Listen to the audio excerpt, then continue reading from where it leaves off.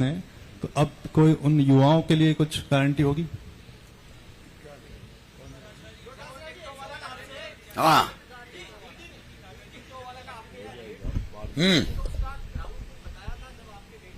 Paper leak को लेके BJP बहुत बड़ा मुद्दा बनाना चाह रही है इस बार, तो आपकी तरफ से इसे... ये भवानी जी बोल रहे हैं, मैं पहले इनका जवाब दे दूं।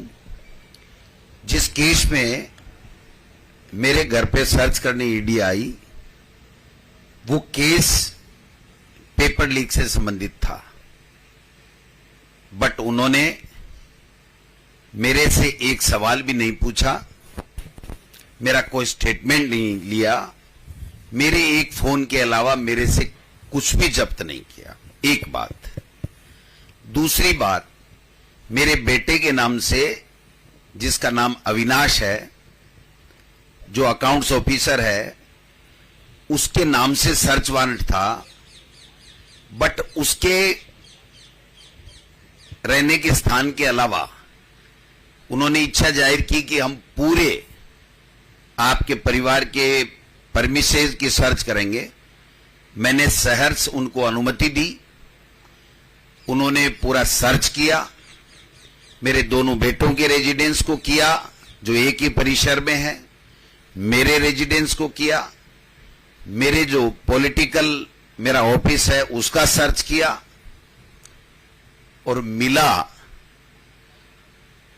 2 बेटे और एक बाप का, यानी मेरा मोबाइल और उनका दोनों बेटों का ईमेल पेन ड्राइव में ले गए। 1 रुपया नहीं ले गए, कोई इलीगल दस्तावेज नहीं मिला।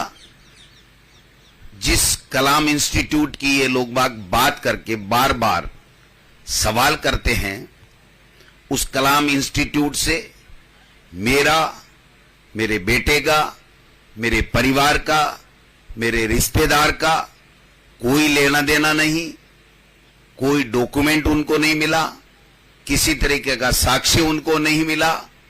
लेकिन बात एक ही है कि गोविंद डोटासरा, एक अध्यापक का बेटा, किसान का बेटा, बीजेपी के खिलाफ मुखर होकर के बोलता है, आरएसएस के खिलाफ मुखर होकर बोलता है। राजेंद्र जी राठौड़, सुभाष जी मैरिया, किरोड़ी लाल जी मीना 2-2.5 साल से इस बात का प्रयास कर रहे हैं कि कैसे कांग्रेस पार्टी को बदनाम किया जाए, कैसे भारतीय जनता पार्टी की सरकार बनाई जाए।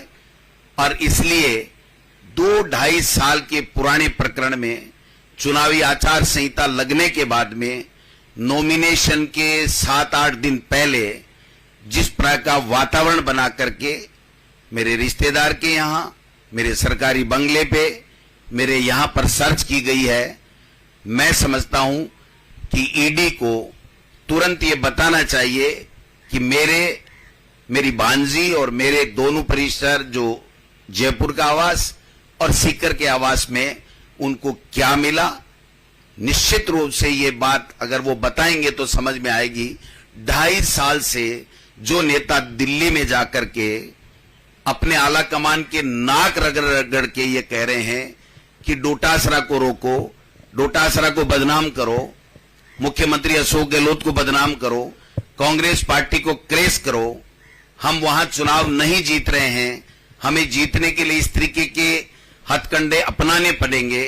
वो हथकंडे जिनको मैं संज्ञा देता हूं, वो अघोषित आपातकाल की संज्ञा देता हूं।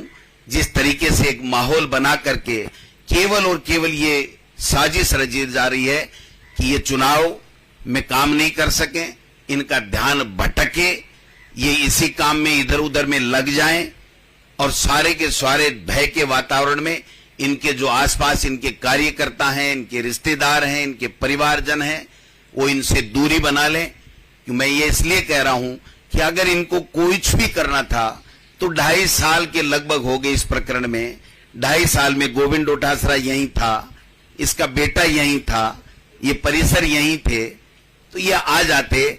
लेकिन मैं एक बात आज कहना चाहता हूं, गोविंद डोटासरा कांग्रेस का वो सच्चा सिपाही है जो राहुल गांधी जी जो कहते हैं कि डरो मत, उस पर विश्वास करता है। एक किसान का बेटा है, एक अध्यापक का बेटा है, ईमानदारी के साथ में पार्टी के साथ खड़ा है, पार्टी के साथ खड़ा रहूंगा। इस शरीर में जब तक जान है, न डरना है, न पार्टी को नुकसान पहुंचाना है। मैंने कल भी कहा था कि मेरा कोई भी ऐसा एक्ट नहीं मिलेगा जिंदगी में जिससे मेरे लक्ष्मणगढ़ की जनता को नीचा देखना पड़े, मेरे परिवार को नीचा देखना पड़े या मेरी पार्टी को नीचा देखना पड़े।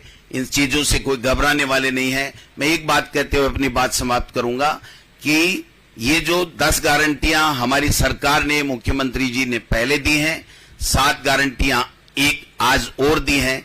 इन 17 गारंटियों को वो एक, हम 17 गारंटी दे रहे हैं, वो एक गारंटी दे रहे हैं कि गोविंद डोटासरा, अशोक गहलोत, अगर कांग्रेस का कोई भी नेता अगर आरएसएस और बीजेपी के खिलाफ बोलेगा, कांग्रेस का प्रचार करेगा, कांग्रेस की योजनाओं का प्रचार प्रसार करके लोगों को राहत देगा, तो हम इनकम टैक्स, ईडी और सीबीआई गारंटी सहित भेज देंगे।